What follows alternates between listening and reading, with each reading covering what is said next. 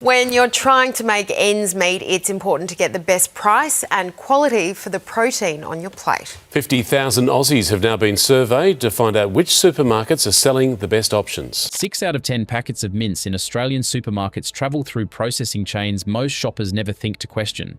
That number should worry you more than it does, because where your meat actually comes from and who touched it before it reached the tray in your trolley is not the same story at every grocery store in this country. Some chains cut corners on sourcing. Some chains cut corners on traceability. Some chains simply do not know the answer themselves, because the meat has already passed through too many hands by the time it reaches the shelf. And one chain on this list is doing something with your meat that genuinely surprised me when I first found it.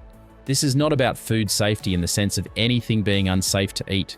Everything sold in these stores meets Australian food standards, full stop. This is about something quieter than that. The gap between what a label implies and what actually happened before that tray landed in front of you.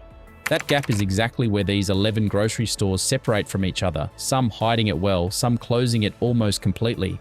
By the end of this video, you will know exactly which 6 grocery stores to avoid at the meat counter, and which 5 are actually worth trusting with what ends up on your dinner plate. Let's get into it. Number 11, Aldi. Aldi's meat range looks simple on the shelf. Plain packaging, competitive price. No fuss.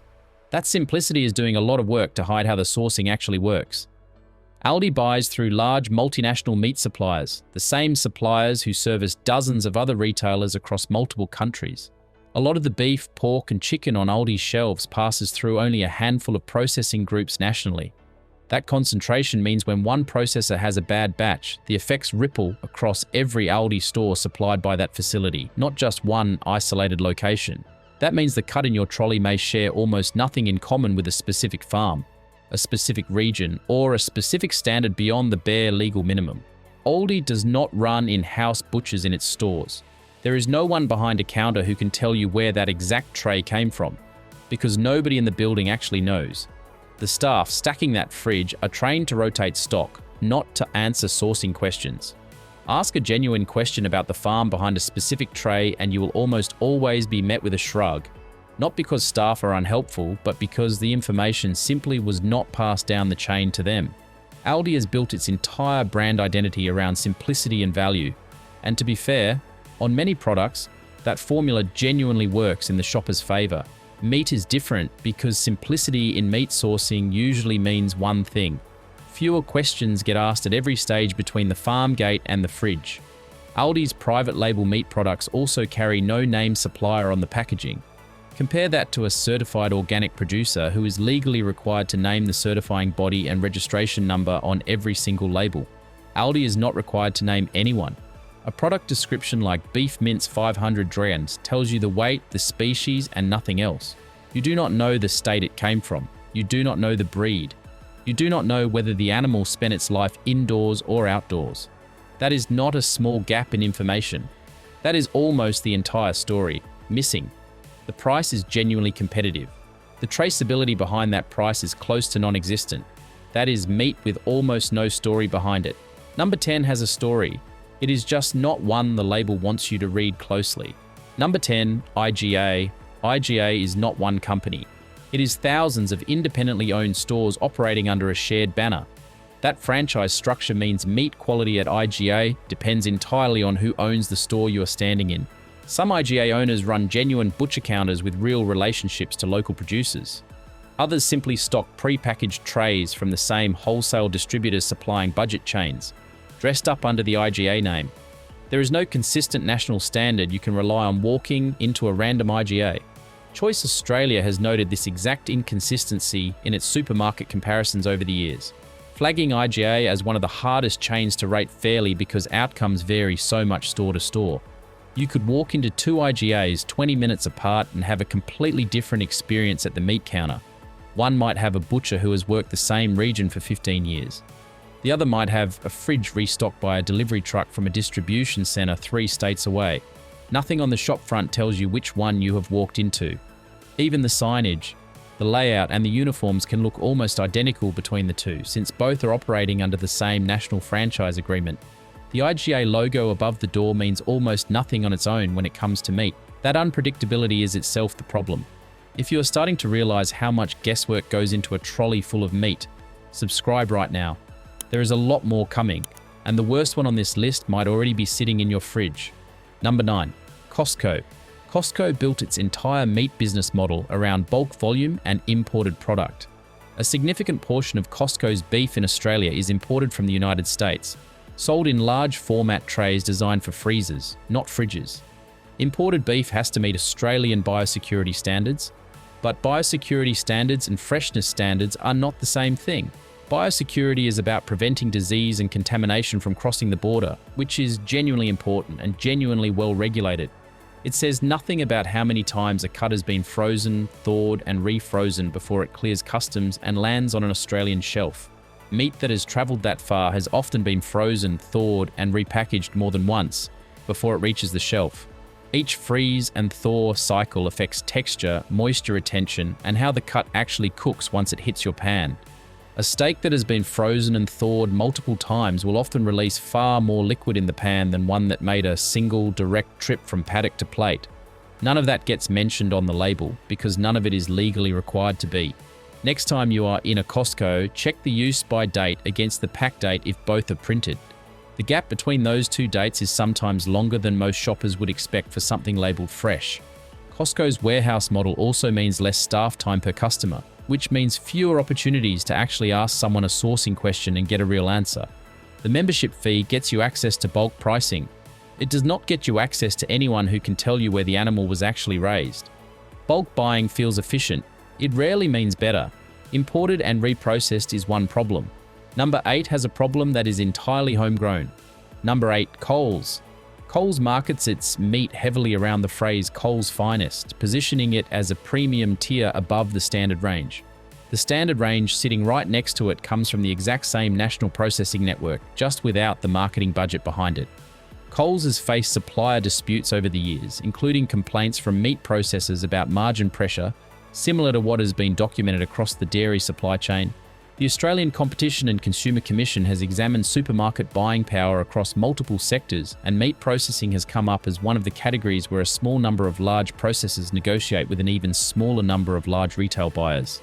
That imbalance means processors rarely have real leverage in those negotiations, no matter how strong their own product actually is. When a retailer this size squeezes processor margins, processors cut costs somewhere, and that somewhere is rarely the part of the business that improves your steak. Sometimes it means faster processing lines. Sometimes it means cheaper packaging that does a worse job protecting the product in transit. Sometimes it simply means smaller margins for the farmers who supplied the animal in the first place. The same story that played out in the dairy aisle for over a decade. The Coles Finest sticker adds a premium price. It does not always add a genuinely different supply chain underneath it. That is one supermarket giant. The other one has almost the exact same playbook, with one extra twist. Number 7, Woolworths. Woolworths runs its own meat processing and packaging operations at massive scale, supplying home brand trays to stores nationwide. That scale means consistency in one sense, the same specifications applied everywhere. It also means anonymity, since meat pulled from many different properties gets processed together and sold without any way to trace an individual tray back to an individual farm. A single processing run can combine cattle from dozens of different properties across 2 or 3 states. And once that happens, tracing a specific tray back to a specific paddock becomes practically impossible. Woolworths markets a macro range positioned as a higher welfare option, and that range does carry genuine certification behind it. The certification is real, the auditing process behind it is real, and shoppers who specifically seek out that range are genuinely getting something different. The problem is the standard range sitting one shelf down, which most shoppers grab without ever noticing the difference exists. Both ranges sit in the same fridge under the same lighting at very different price points. Most shoppers are choosing on price alone, not realizing there is a genuinely different supply chain one shelf over. A quick glance at the packaging rarely tells you which range you're actually holding unless you specifically stop to check the small print. The good option is there. It is just not the one most trolleys end up with. Both major chains have the same core issue: scale swallowing traceability. Number 6 does something different, and it is the one that made me want to make this video in the first place. Number 6, online meat subscription boxes. A growing number of home delivery meat services market themselves as direct from farm, premium, small batch. Several of these operators do not own a single farm. a single processing facility, or a single butcher shop. They are reselling wholesale trays sourced from the same national distribution network supplying supermarkets, repackaged in branded boxes with a story printed on the inside of the lid. Some of these businesses started as nothing more than a website and a supply agreement with an existing wholesale distributor, built entirely around clever branding rather than any actual farm relationship. Consumer complaints lodged with state fair trading bodies have flagged exactly this kind of mismatch between marketing language and actual sourcing in the direct-to-door meat category.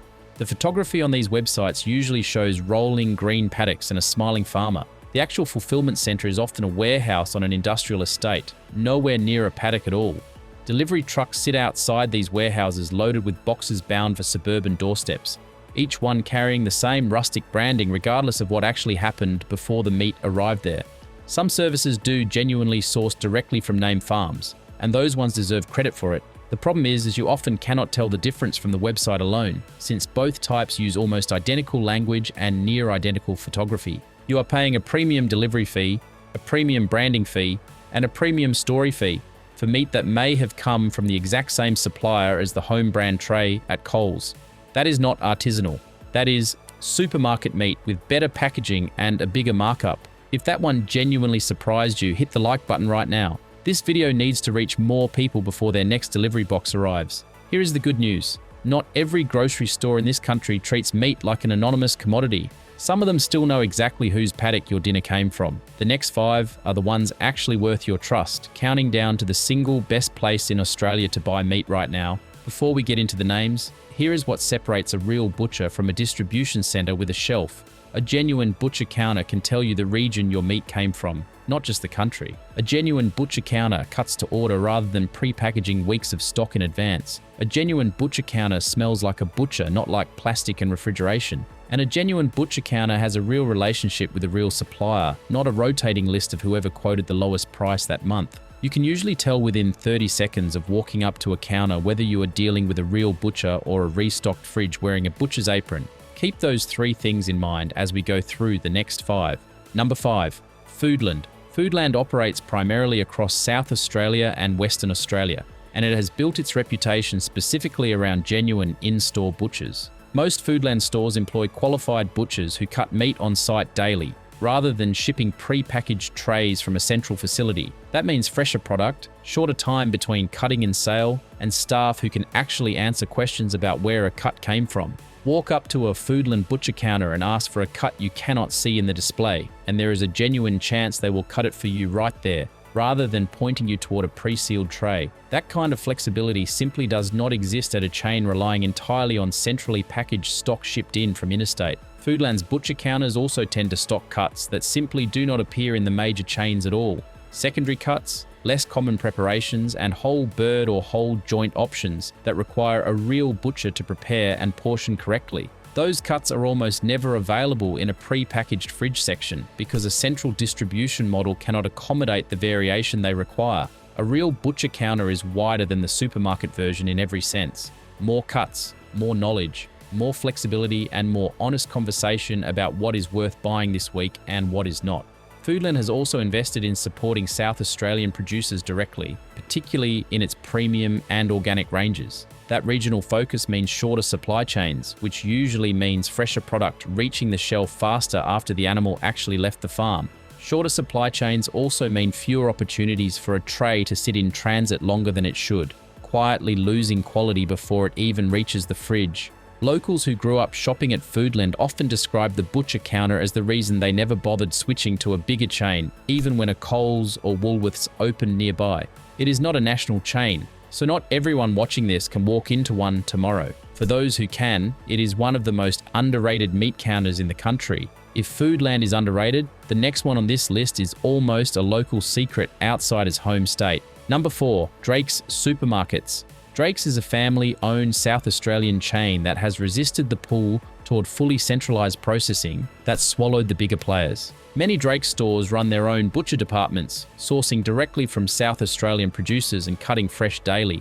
The Drake's family has spoken publicly about prioritising supplier relationships over squeezing the lowest possible wholesale price, a genuinely different philosophy to the model driving the big two nationally. That philosophy shows up in small ways. longer-term contracts with the same regional suppliers, less pressure to swap producers every time a slightly cheaper quote comes in. A supplier who knows their contract is not going to disappear over a few cents. Difference has less reason to cut corners just to stay competitive on price. That kind of stability rarely exists in supply chains run by a national buying team focused purely on quarterly cost targets. Prices at Drake's are competitive, with the majors, sometimes lower, without the anonymous supply chain sitting behind the cheaper price. It proves the two things do not have to be opposites. You can run a genuinely good butcher counter and still compete on price. Drake's proves a chain can do it well. Number 3 proves it can happen even inside a franchise model that got criticized earlier on this exact list. Number 3, independently run IGA butcher departments. Remember the IGA inconsistency from earlier in this video. That same inconsistency works in the opposite direction too. A meaningful number of IGA owners have built genuinely excellent butcher counters, staffed by qualified butchers with direct relationships to regional producers. These stores are usually easy to spot since a real butcher counter looks and smells different to a prepackaged fridge section with visible cutting happening behind the glass. You will often see whole carcasses or primal cuts hanging or resting in a cool room visible from the shop floor, rather than everything already portioned into identical trays before you even arrive. The staff behind those counters have usually trained as butchers, not simply as shelf stockers who happen to work near the meat section. Some of these owner-operators have run the same store and the same relationships with local farmers for decades, long before the national franchise banner was ever added above the door. Ask the person behind the counter where the meat came from. A real IGA butcher will give you a straight answer, usually a region, sometimes a specific farm. Some will even tell you which week the animal was processed without needing to check anything. That kind of instant, confident answer is the single best sign you have found a genuine butcher rather than a restocked fridge. A store simply restocking wholesale trays will not be able to answer that question at all. That is the best version of a supermarket brand. Number 2 is not a supermarket at all. Number 2, independent boutique butchers. Businesses like Feather and Bone in Sydney, Vic's Premium Quality Meat, and Meat at Billy's in Melbourne have built entire operations around full traceability, working directly with a small number of named farms rather than a rotating wholesale pool. These butchers can tell you the exact property your meat came from, often the exact animal, and sometimes the exact paddock it grazed in. Some of these businesses publish the names of their supplying farms directly on their websites, alongside photos of the actual properties and the actual farmers. That level of openness is simply not possible at the scale a national chain operates at, no matter how good their marketing team is. Many of these butchers also practice whole animal utilization, working with a farmer to buy the entire carcass rather than cherry-picking only the most popular cuts, which supports the farmer far more fairly than a standard wholesale arrangement. That whole animal approach also means less waste overall, since cuts that a supermarket would never bother stocking still find their way to a customer's table through a good butcher's recommendation. Pricing sits above supermarket level, and that is worth being upfront about. What you are paying for is a supply chain with almost nothing hidden in it, from the farm gate to the counter. For a special dinner, or for anyone who wants to actually know what they are eating, this tier is worth the extra cost. For a regular Tuesday night mince, it might be more than most households need. All of that is still a purchase from a shop. Number 1 is not really a shop at all, and that is exactly why it wins. Number 1, farmers markets and direct farm meat boxes. The single best place to buy meat in Australia is not a chain at all. It is a stall at your local farmer's market or a direct subscription box shipped straight from a named farm to your door. Every state has a directory of these, usually searchable through state farmers market associations or through producer directories similar to the ones covering dairy earlier in this series. RQFM in Queensland, Victorian Farmers Markets Association, and Farmers Markets NSWs all list meat stall holders at each individual market, updated regularly as new producers join. A simple search for meat box plus your suburb will often surface small producers with direct delivery who simply do not have the marketing budget to appear anywhere near the top of a supermarket catalogue. When you buy this way, there is no processor pooling supply from 100 properties and no marketing team writing a story to cover a gap in traceability. You are talking to the person who actually raised the animal or buying directly from a service run by that same person. Ask them anything, breed, feed, how the animal was raised, and you get a real answer on the spot, not a corporate line repeated from a training manual. Many of these producers will also tell you honestly when a cut is not their best this week, something no supermarket fridge label will ever admit. Direct farm meat boxes from genuinely traceable producers often come with a cut sheet explaining exactly which part of which animal each item came from. including the property name and sometimes the processing date. That level of detail is completely standard in this tier. It would be considered extraordinary in a supermarket context, because no major supermarket can currently produce that information for a standard tray. The paperwork exists somewhere in the supply chain. It just does not follow the product all the way to the shelf. With a direct farm box, it arrives in the same delivery. Every dollar spent this way goes directly to the person who did the actual work, with no processor, no distribution center, and no national buying team taking a cut along the way. It costs more effort to find than driving to the nearest Coles. It is also the only option on this list where nothing at all is hidden from you.